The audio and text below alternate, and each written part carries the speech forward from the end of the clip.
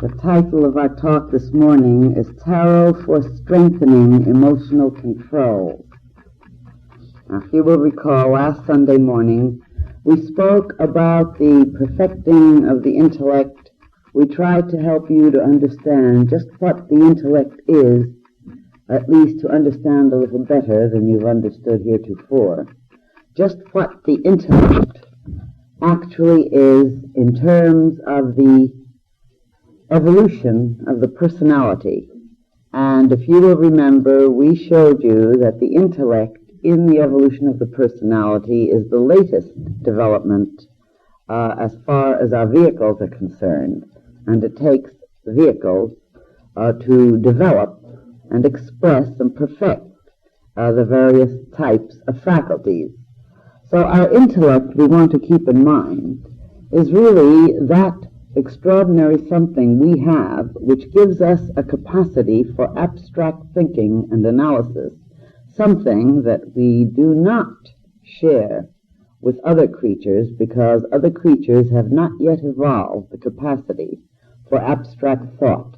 They haven't got the vehicle, their, shall we say, the group soul that lives them has not yet developed the kinds of vehicles for this particular group of creatures, which express what we call intellect. However, the thing we must always bear in mind is that there is no such thing as intellect without emotion. Lots of people try to think so. They couldn't be more deluded. Intellect, it is true, we can say, is the latest evolutionary development in expressing certain powers, certain awarenesses, certain expressions through the vehicle. Nevertheless, let's consider what is it that evolved this intellect? From where did it come? What is it a part of? If we look at our organisms, if we look at our brain, we will see that the brain has various extensions or developments from one portion to another.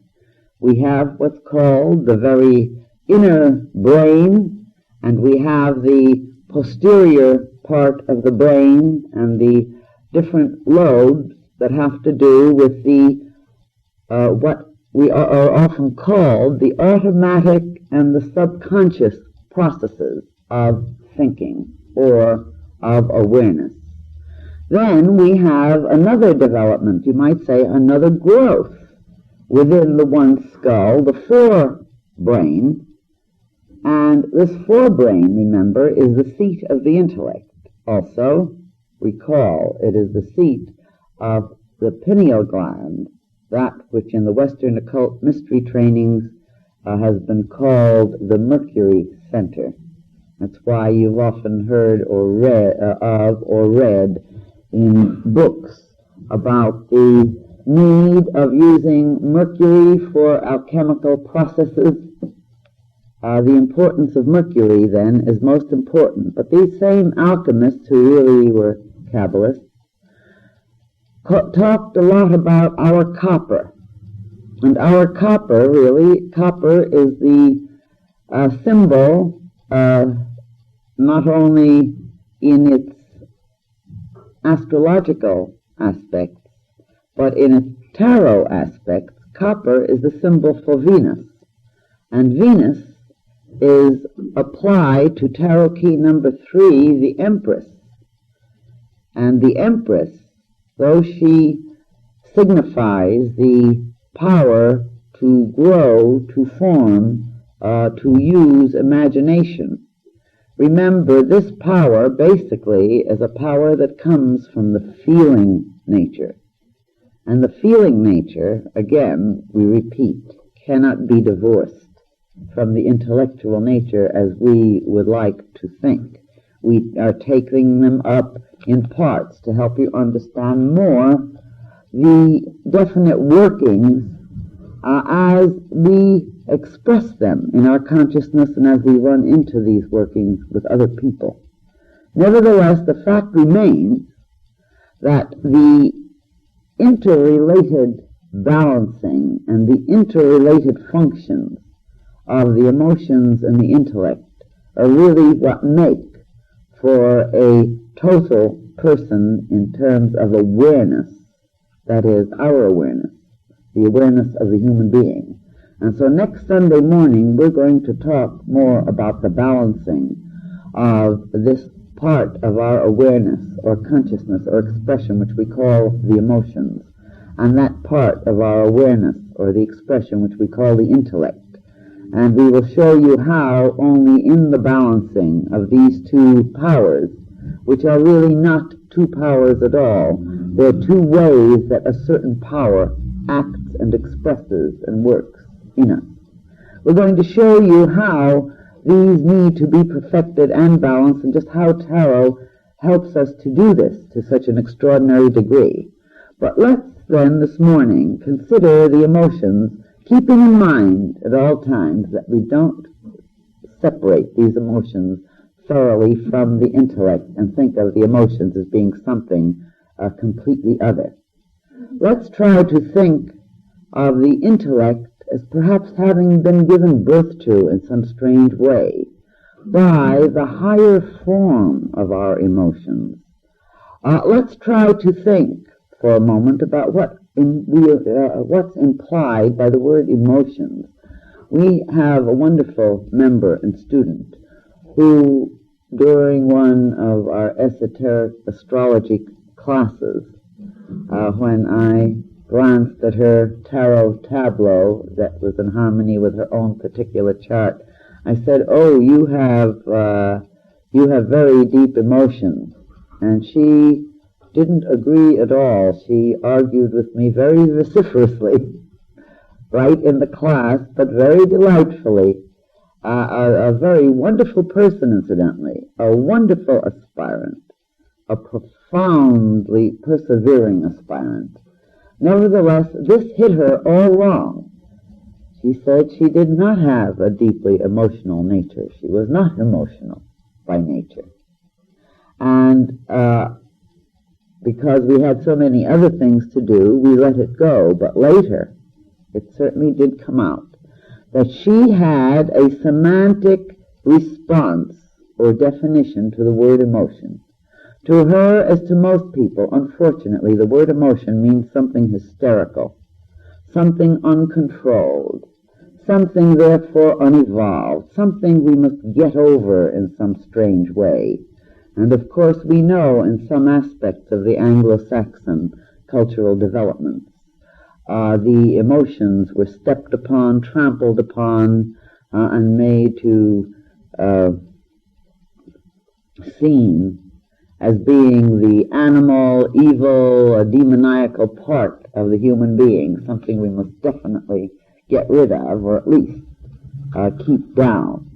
So you have a development in a certain part of our culture which holds up as something to be admired the lack of emotionalism. And therefore, when anyone hears about somebody, say, being an emotional type, they instantly think of it in terms of somebody being unpleasant, he said, hysterical, not easily handled, and all these various ideas that go with it. Yet consider this for a minute. Being an emotional type doesn't mean that one expresses emotions haphazardly or in an uncontrolled manner, now does it?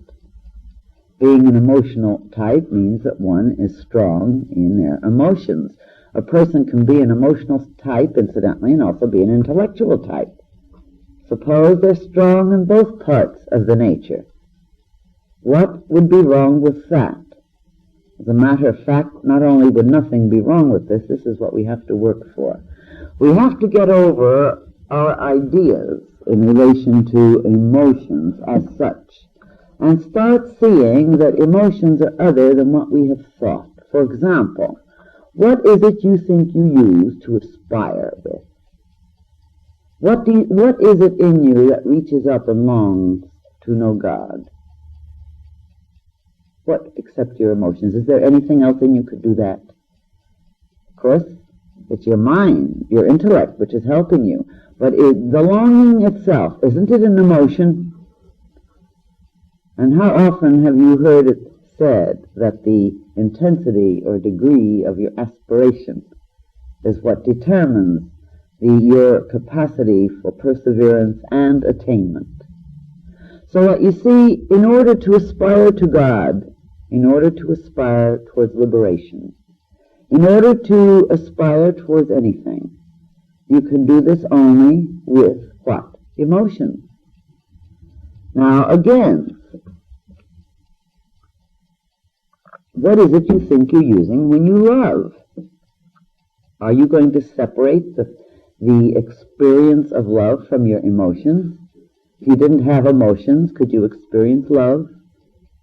When you feel a sudden flow of love towards another individual, what is it in you that's feeling this flow of love? Is it not your emotion?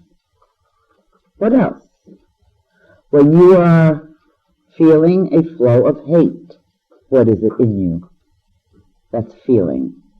Is it not your emotions which are feeling the flow of love or hate? When you are feeling a sense of injustice and indignation, what in you is it that is actually feeling it? We're not saying what are the thought processes in relation to it. That's part of the intellect. Although, as we said, we don't separate them completely, but we're trying to show you a more clear picture of what emotions really are, and perhaps are not, so that we can stop having the brainwashing responses, the brainwashed responses that we have from the culture we've been in, so that we can stop feeling ashamed of a display, say, of feeling. In certain cultures it's considered quite acceptable for a man to weep, just as it's acceptable for a woman to weep. But in our culture, something pretty dreadful has occurred. You know that? If a man weeps, he's told he's unmanly. In other words, a man is told if he has feelings and expresses them, that he's not a man, that he's not masculine. And it seems to me that I never heard of more utter balderdash. And maybe it sounds reasonable to you. Maybe you are still inculcated with the ideas given us by this particular society, that woman is an emotional creature, she's hysterical and all that, but man is a thinking creature. And he uses his intellects and controls so that man just sort of indulges or gets disgusted with hysterical emotional woman, and of course the women on their side get pretty disgusted with the men's worship of a one-sided picture and a lack of appreciation or ability to express that part of them which is really the heart of the soul. And this sounds rather strong also, doesn't it? To tell you that your emotions are the heart of your soul. But what else could it be? As we just pointed out to you, what do you love with? Your feelings, do you not? And your feelings, these are an emotion. Therefore, emotions are something to be revered and to be understood and not to be trampled upon. If weeping was so unmanly, I certainly think that we should all get together and decide that Jesus was an utterly erroneous figure for the expression of the Christ consciousness, because more than once we read in the Bible that Jesus wept.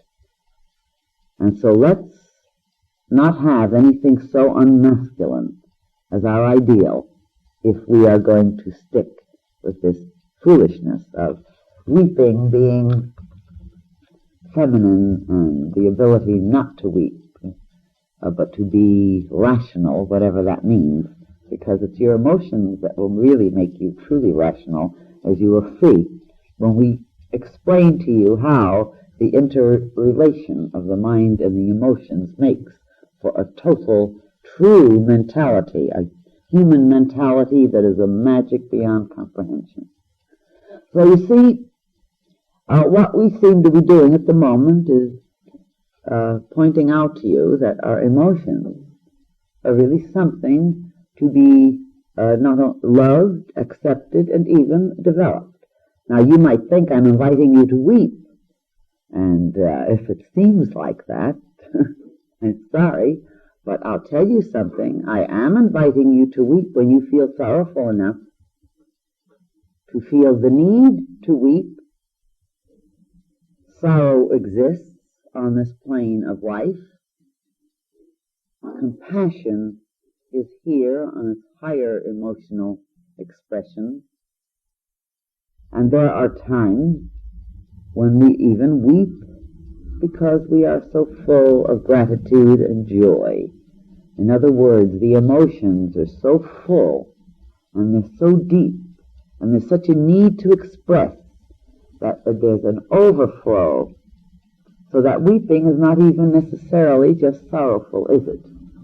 It is, again, an expression of depth of emotion. Now, naturally, we do not recommend that the tears come down like rivulets at every turn of the circumstance. This is uncontrolled. What we are going to try to talk about, at least a little bit this morning, is the impact of tarot on helping us to control our emotions. But what we're trying to do first is to show you that we are very heartily in favor of emotions, very heartily in favor of them. And when we start speaking to you more and more about controlling your emotions, we're not talking about eliminating your emotions. We're talking about the fact that we must learn to direct this feeling nature in chosen ways, to direct this power in particular paths in order to use it for expressing whatever we need to express, for attaining whatever we need to attain. For instance, no amount of the use of imagery in order to bring about what is called in elementary metaphysics demonstrations. No amount of imagery even remotely works unless there's a rich flow of emotion to give power and force to the image. This is true in every level. What makes an artist? An artist is one who's rich in emotion, and he expresses this emotion through his music, or his painting, or poetry, or sculpturing, or what have you, cabinet making. This is artistic also, whatever the expression. But artistry is really using the drive, the emotional drive, creatively. Whereas most of us have become accustomed to thinking of emotions only in terms of the negative expressions. And surely we must realize that until we've attained a complete understanding and perception of the significance of all the parts of our being, we will have times until we've matured ourselves when our emotions will express negatively, and the very repercussions from the negative expressions teach us of the importance of directing the emotions into other channels, into other expressions, but not eliminating these emotions. Let's see whether emotions have to do with other parts of life. For example, I wonder how many of us have considered the wonderful natural emotionalism of creatures that below man. For instance, the little dogs and the little cats that play. Now, what would make them play? Wouldn't you say that it's an emotion, or a group of emotions that gives a certain exuberance? Wouldn't you say that an exuberance of spirit is an emotion? All right, then you see, whatever area we're starting to look at, we're seeing the emotion or emotions as being a very special expression. Now, again, when we think of willpower, what is willpower? Consider it. If you suddenly decide, I will do so and so, what have I just expressed? An emotion, didn't I? An emotion pointed towards a goal, a decision. But without the emotion, if I didn't have the depth of emotions, I'd have said, I will do that. And believe you me, it wouldn't have gotten done, because there would have been no emotion behind it to give it fire and force and decision. So emotions are something to be treasured, something to be worked for, not something to try to wipe out of the heart in the true Kabbalistic teachings. And we're told this over and over again through all the tarot series, in every way that's possible. In the very first tarot key, O the Fool, what do we see there? We see a very specific emotion being expressed. And what is this emotion? The spirit of adventure, isn't it? Now, wouldn't you call that an emotion? The spirit of adventure. If you didn't have a feeling of wanting to go someplace, which is an emotion, you wouldn't go there. And this fool is very apparently bent. We won't say hell-bent, but he's certainly bent towards activity, motion, towards it. He is emotionally driven to go on another journey. You can see he's been, but that hasn't satisfied him. If he isn't satisfied, what is that? Emotion, right? Because what can be satisfied or dissatisfied? When you even solve an intellectual problem, and you have a sense of well-being and satisfaction, what is it in you that has it? Your emotions. You see? Your emotions really, in a sense, are the truer part of the you. Your intellect is that which individuates you. Your intellect is that which objectively analyzes and learns to point and direct and give attention, and it is the magic of the ability for the emotions to experience detail. You remember we told you last time about the intellect being the instrument through which God can see the shape of a flower and know it directly by direct experience, whereas 3 miles up you see beauty but nothing in detail.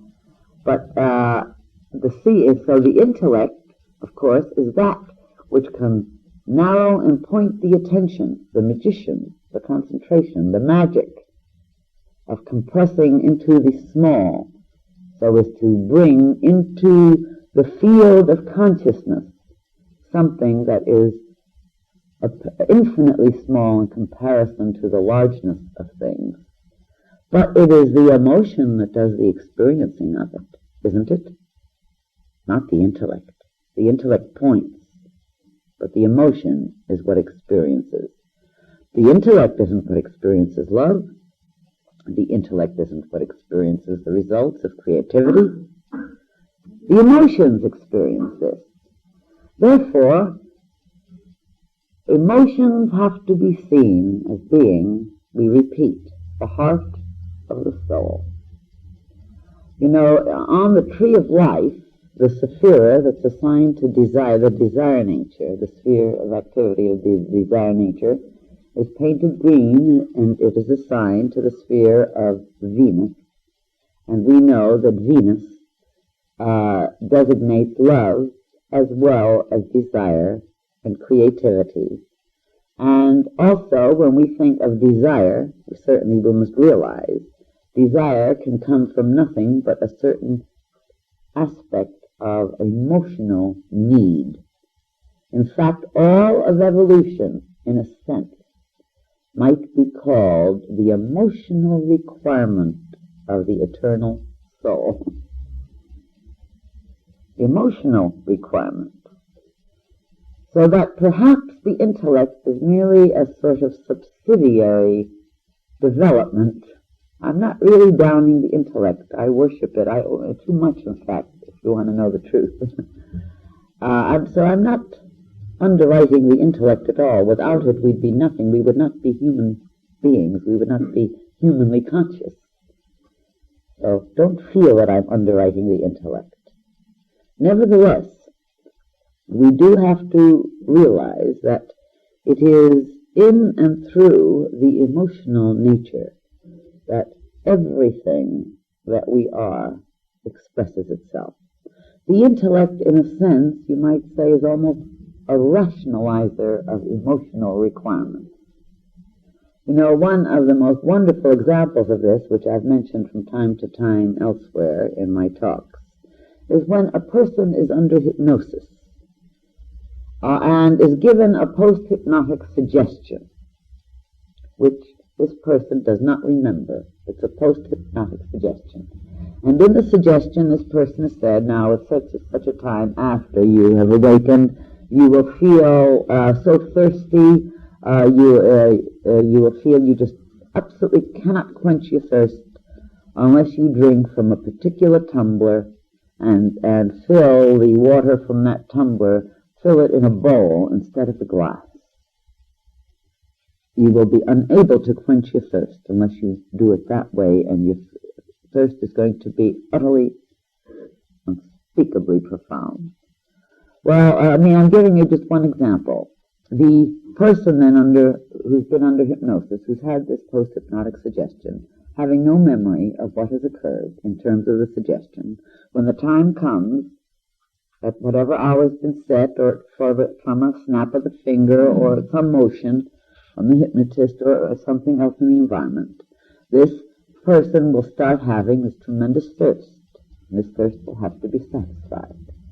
But this thirst will not be able to be satisfied from a water faucet and a glass, because this suggestion has been given only through this tumbler full of water in this bowl.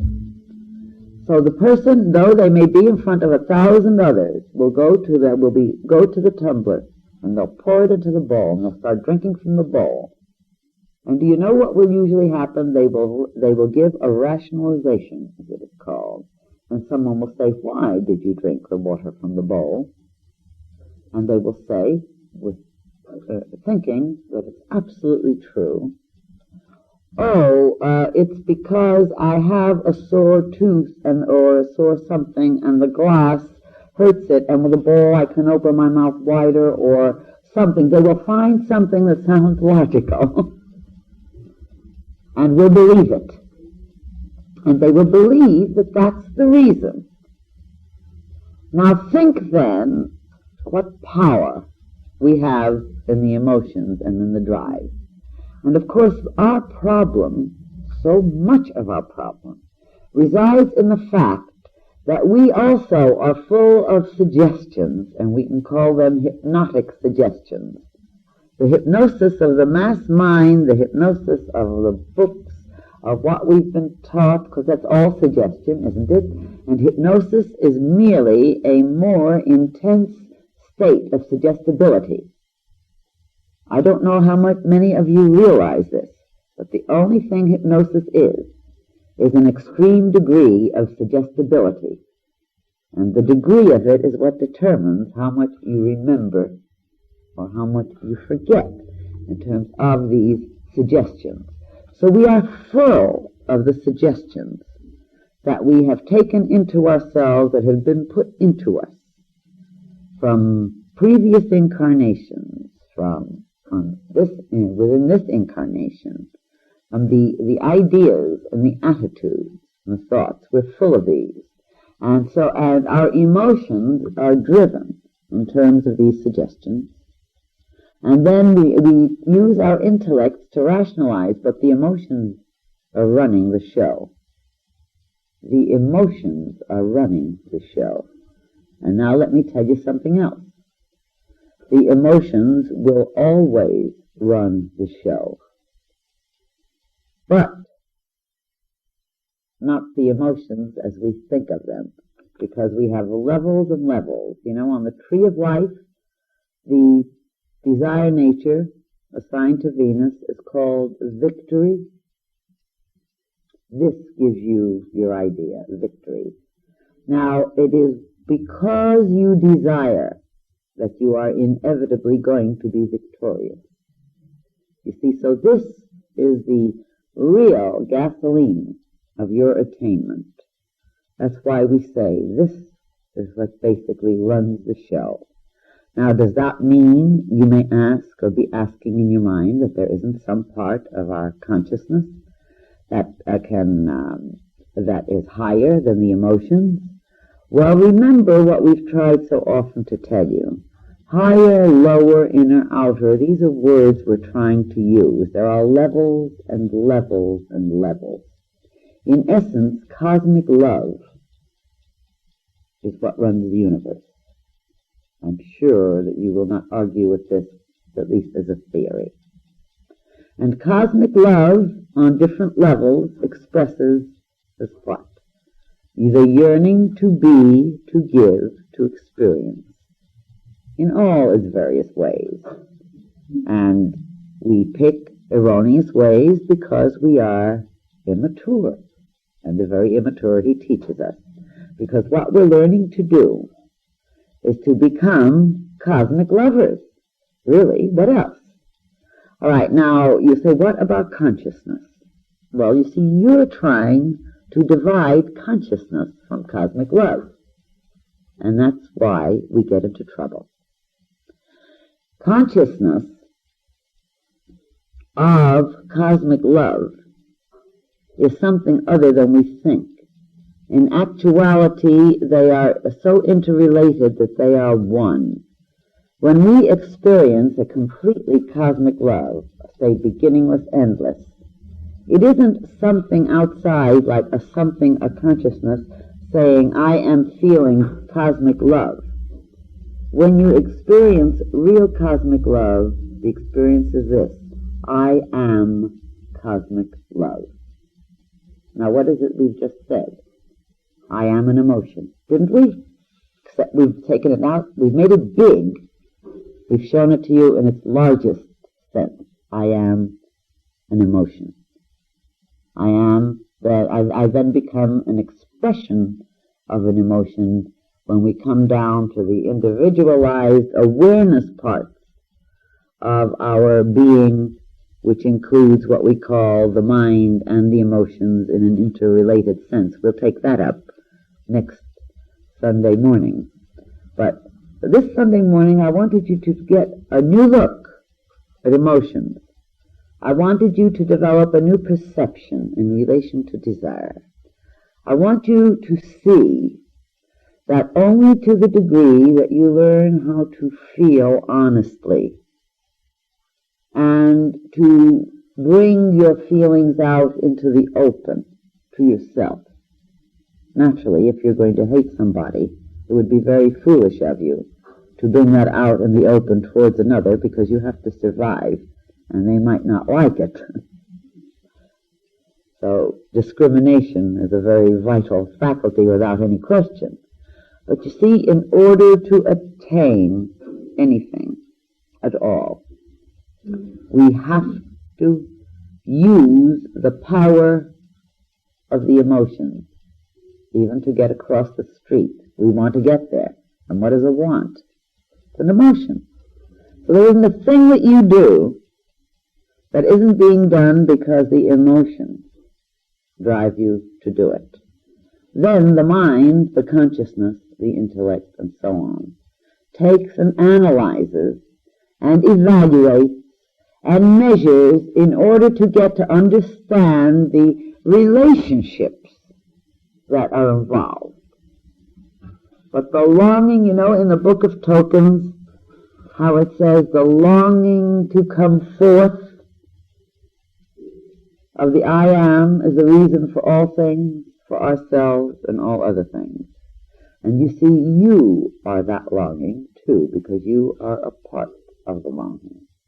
So every one of your emotions are what you might call evolutions of the longing of the cosmic life itself to experience and express itself in the fullness and depth of its self-beingness for complete fulfillment and the creativity into larger, greater, vaster areas. Therefore, revere your emotions. And revere the emotions you see wherever you see them. Controlling them really has to do more with seeing that these emotions are the way God drives the being, the personality, into more and more experience and awareness, for more and more capacity to love and to be. And the tarot keys, when we work with them, help to do this. The tarot keys, you can see, as we work with them day by day, they melt down the old frozen parts of our being, the parts of our emotions that have been clamped down or that have been distorted and warped. The tarot keys melt away the walls and the ice. The tarot keys clear out the warps gradually through the imaging and the stirring of the depth of your being, which is love. Because your soul is one with the infinite, and your soul is love, even though it may not be expressing it in its fullness yet. But it is love. And as you revere your emotions and see your emotions as being that part of the divine which desires and presses with longing to fulfill and to be, your tarot keys, with this realization, start bringing the emotions under control. You know, this is one of the easiest things to develop, believe it or not. It's much harder to learn how to hold your attention still in order to focus and point the directions of your goals. It's harder to do that than it is to develop a realization in yourself of the magical, the unspeakably reverential, miraculous thing that the emotions are, the divine thing that your emotions truly are. Even the so-called bad ones, remember, they're just sort of a little haywire. They're warped, they're being reshaped through experience. So now, keep in mind when you walk out, when your heart lifts with joy because of the sky and star, remember, it's the divinity of emotion experiencing it in you, through you, with you. When your heart lifts at the sound of a song, remember, it's the divinity of emotion, the love of God, that's giving you the capacity to experience this. Promote it, and you will promote the capacity not only to love and be loved in your personal life, but to know what it really is to love God and be the cosmic love that you are, and you're destined to become consciously instead of unconsciously.